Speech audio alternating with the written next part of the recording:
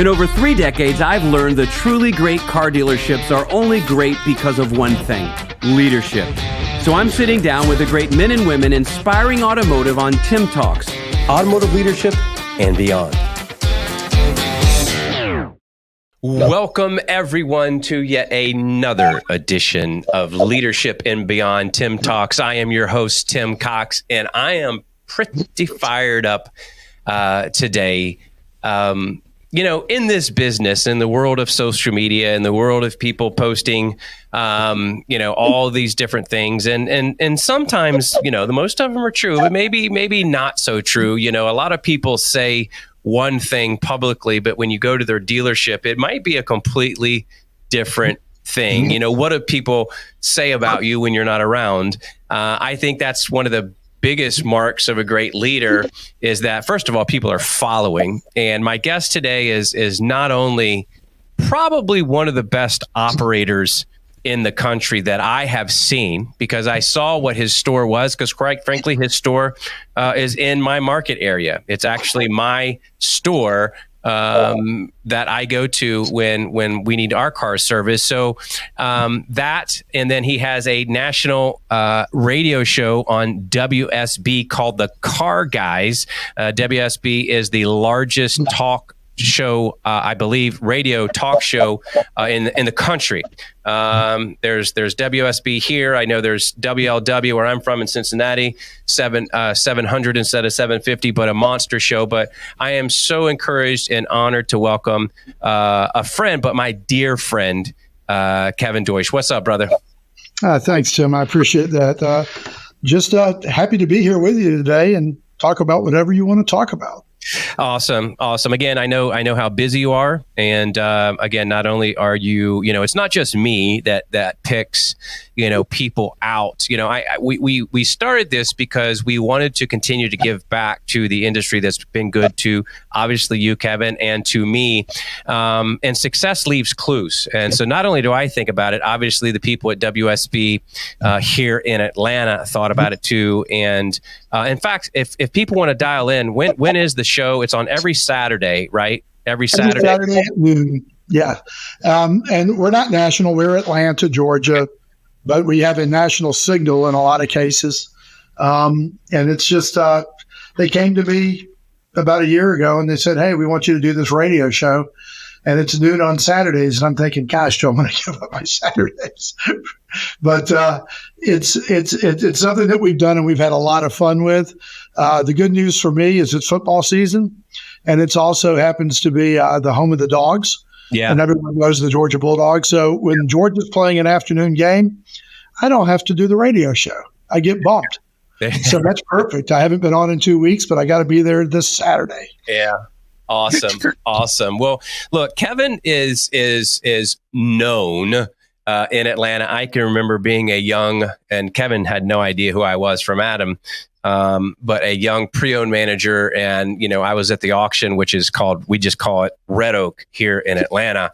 And, people would be following, and I try to get a glimpse of Kevin because he was known as buying the right cars. And I was trying to watch him and how he'd look at a car and how he'd look for paint work. And back then you had to actually pull an auction sheet, right, Kevin, and pull service histories if it was your make, and actually smell the cars and feel the cars for paint work. Completely different animal now with the way people are buying. But listen, obviously I've watched your career for a long time, but let's just dive right into it. So you took over a store in Union City, Georgia, which nothing wrong with Union City. It's not Palm Beach. It's not, the upper end of Atlanta as far as as far as income and other things. And quite frankly, you went into a store that was broken. So let's start there on kind of what the store, obviously we're not going to be ugly to anything or anyone, but what was the store like? And then what were some of the steps? Because we talk about people,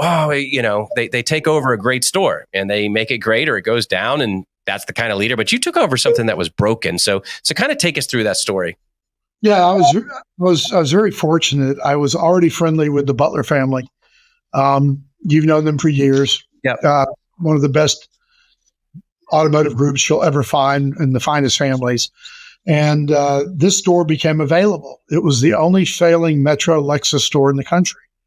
I got a phone call one day and they said, if you're interested, let's go do this thing. And I said, sounds great. We met, we talked, we worked out whatever our deal was. We came in, we took a look, we bought the store, and we started on it day one. The manufacturer, they wanted us in so bad that we actually closed on this on the 19th of December while the factory was still, they were out for the year. Yeah, of They were course. gone on vacation. I had no dealer number, no operating system. I had the GL from where we had bought the cars. I had negotiated the used cars with the previous owners, and we went to work. And it's been upward and onward ever since. We've done a great job. We have market share. We beat Tesla, which is unheard of in a metro market for a luxury store. We're basically 2-to-1 over our closest competitors. And we've grown the store into a very successful, profitable, good store. And it's taken us, we're 7.5 years in. And I truly think that, I think COVID slowed us down. Mm-hmm. It really hurt our trajectory because we got handicapped by units. So I want people, because I know people that know the car business are going to be listening, and the first thought is, well, how can you screw up a Lexus store, right? That's first thought. And the Tim, not to interrupt you, but that was my thoughts, and that's why I said yes. So how can you screw up a Lexus store? And then some people might but you and say, yeah, but I mean, anybody with half a brain can go into a Lexus store and fix it out. But I mean, I'm just telling you, the stories that, because again, it was in my market. I live about 25 minutes south of the store in Peachtree City. And, on the golf course at church, people would have horror stories, unfortunately, about whether there was service or whatever. So it wasn't as easy because it was damaged, the reputation. So take us through, you did something very, in my opinion, I thought was unique, because we live in a world of, I don't want to say egos, but yeah, egos, and people, in a lot of times in every field, but you love your title, you love, you work 20 years to be a GSM, a GM, but talk about the uniqueness of what you did with all of your managers, almost day one, with the business cards and everything else. I think that's extremely, number one, an incredible piece of leadership. So start there, tell that story. Well, we did do it day one. When we ordered our business card, when we first bought the store, everybody's in the store, including my own, it only said manager. And I said, I don't care if you're the parts manager. If you see a problem, fix it. I don't care if you're the service manager. If you see a sales issue, jump in. So everybody had to jump in. It's almost like getting the whole city to walk by a piece of trash when they see it sitting on the sidewalk. So the first year of the dealership, everybody's business card only said manager. And we brought all the management together literally every day. Every week we had our managers meeting. We had a brief meeting every day. We talked about what we saw and what we could do together. And we built a team. They became very cohesive, very quick, with a mission and an understanding of what we were there to do. And everybody understood what my job was. My job was to remove all of the debris in the river so the water could run smoothly. And their job was to generate as much power as they could from that river.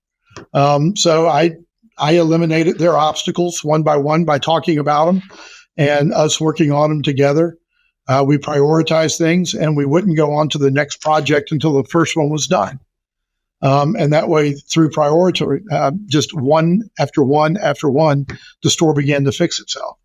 I think the sad part of it is whenever you take over a store that had not been successful, and this store had truly been through 4 owners and not successful, which is crazy, there's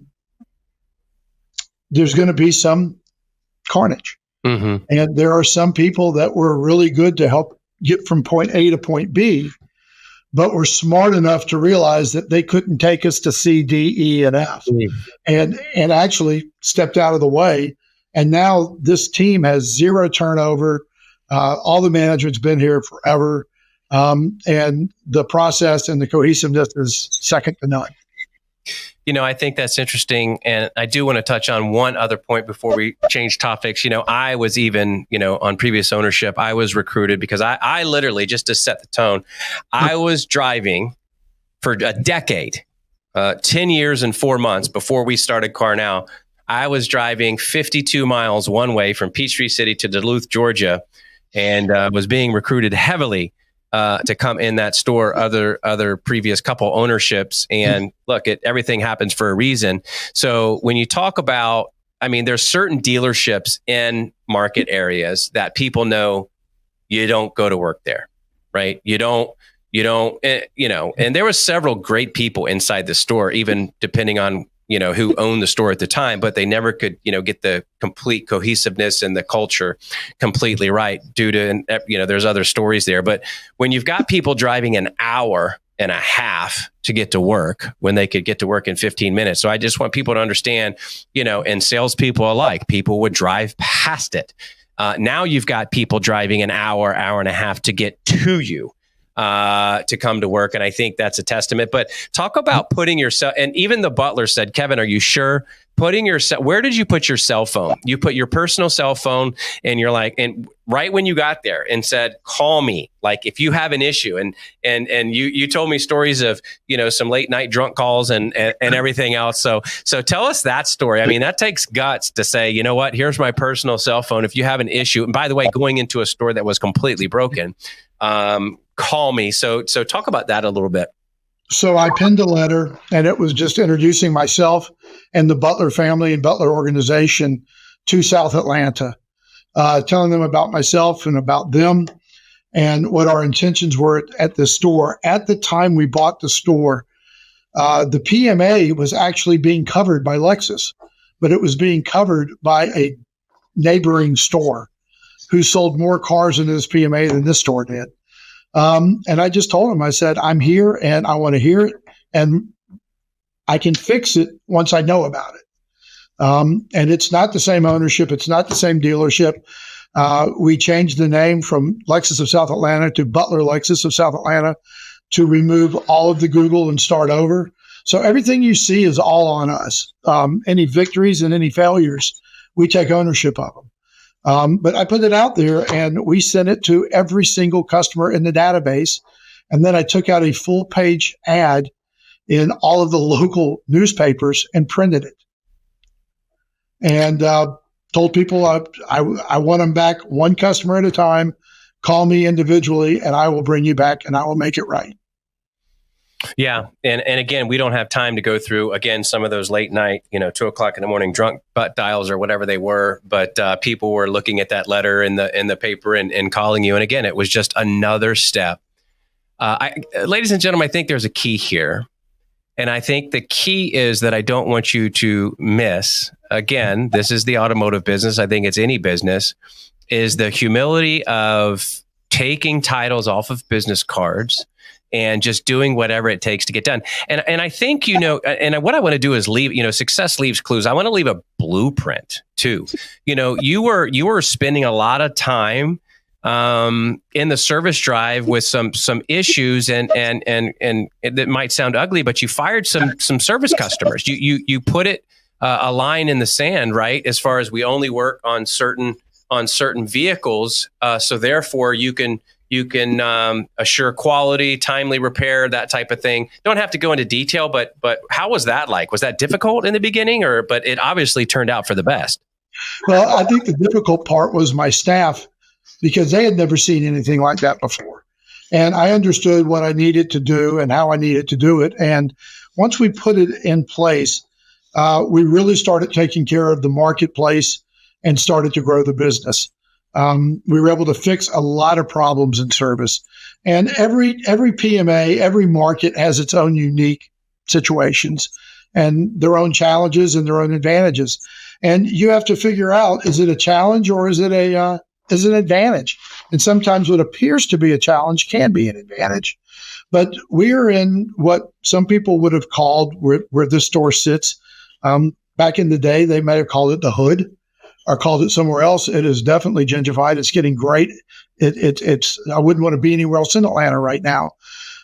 But we had to take our marketplace, and people said, you don't do any secondary financing. You're in South Atlanta. I said, no.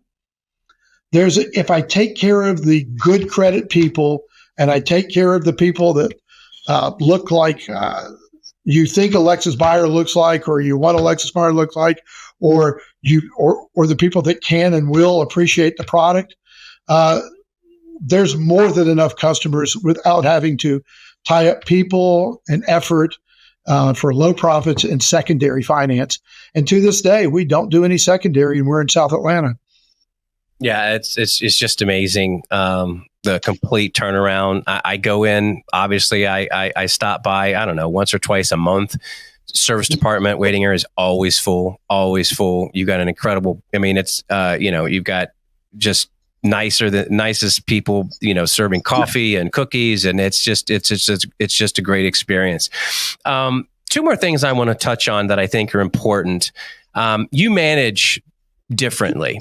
Like, I think sometimes in the car business, again, I have seen the good, the bad, and the ugly on a weekly basis. Obviously, most of the time I just shut up and observe on leadership and dealership and how things are run. But one of the most common issues in a dealership is pay.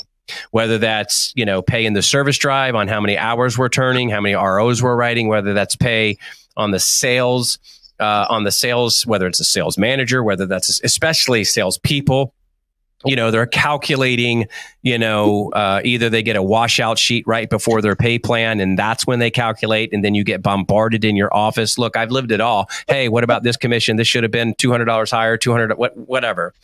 But you have something that, quite frankly, I've never seen before, that I think if, being a software company, I'd love to figure it out. But you and I talked about it, and you're like, Tim, people just won't do it. But your salespeople every single day, and the thing that's fascinating is you spend 2 hours every morning going through this doc, but your salesperson, people, and everybody in the store know exactly where they are every single day. So every day, every deal.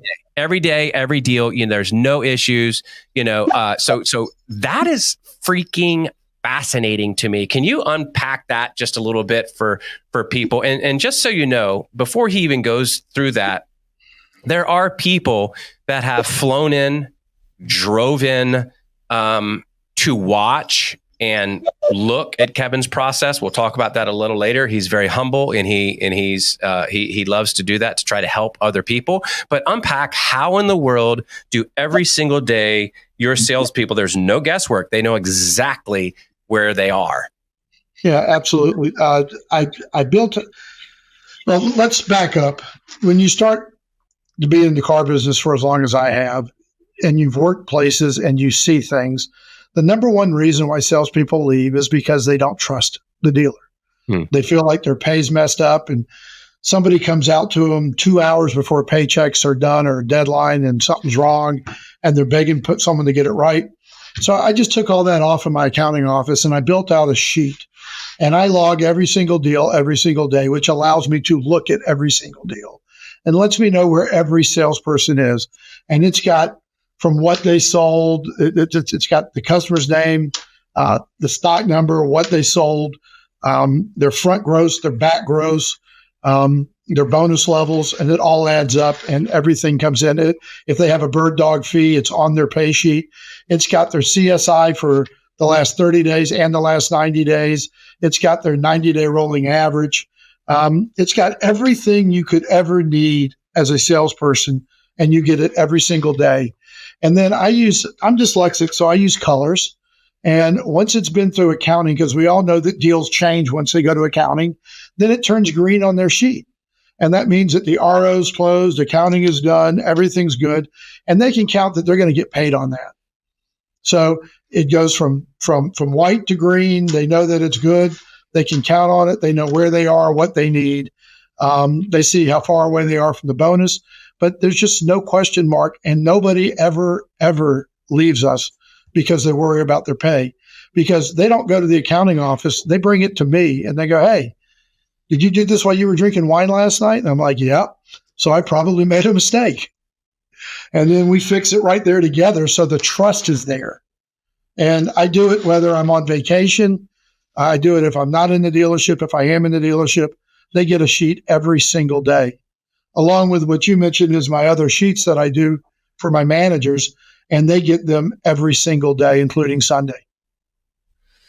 Unbelievable. And the fact is, and you've told me before, look, I spend hour and a half, 2 hours, no matter where, if I'm sitting in Florida, if I'm sitting here, and, then my managers do what they do. It's the law of attraction. Something's going on at Butler, Lexus of South Atlanta, and the law of duplication. Then you allow your leaders to lead. And that's where I want to land the plane. Your desk, everybody talks about the sales desk. Everybody talks about, wadding the paper up, throw it in the face of people. And, everybody talks about, most dealerships, quite frankly, you on the sales desk, you have your pre-owned manager, you have your new car manager, and your GSM-ish, right? So what is different? I already know, but will you tell the listeners what is different? And I find this fascinating about who is working from your sales desk and why they are all at your sales desk. Well, because it's the heartbeat of the dealership and they all need to be there. So I've got 5 sales managers. 4 of them are at the sales desk. 1 of them has an office by himself, and that's my upgrade manager.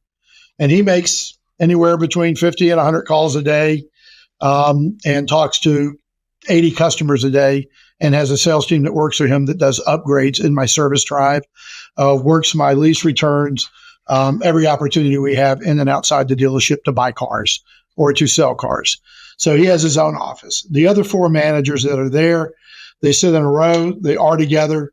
Along with, I have a desk there for my F&I team, and they are there involved in every single deal at the desk.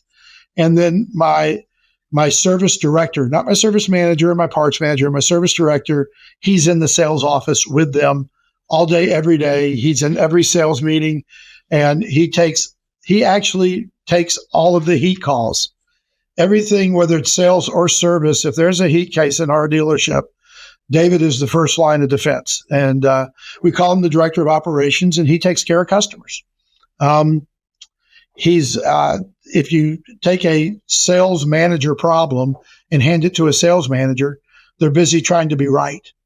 If you hand it to somebody who's empowered to take care of a customer, because the right thing to do is to get customers happy, whether they're right, wrong, or indifferent, he's really good at it. So who better to deal with heat than this guy? And in doing so, now he's best friends with the sales managers.